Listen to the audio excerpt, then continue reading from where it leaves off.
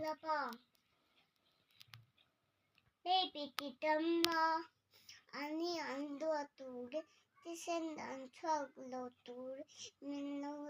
minlo te tam la baby kha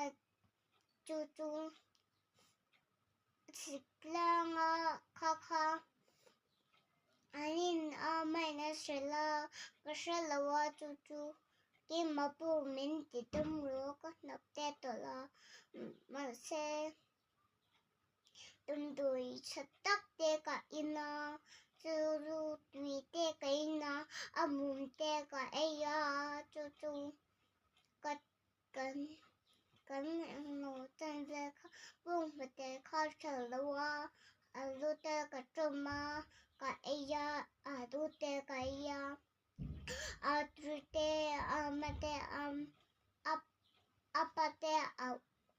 amate apate akang lawa ka e chang lu ka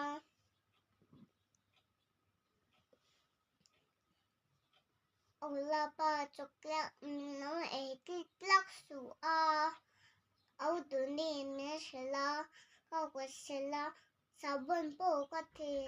katia kati pala kha opan vek lak ro chu chu mắt nập aturakan kanang puan kan no ven lam baby po te tam la an puan kan ino puan an ino leng sat la sun zu baby thos chu baby an ne me ya chu chu kedua ranga chu chu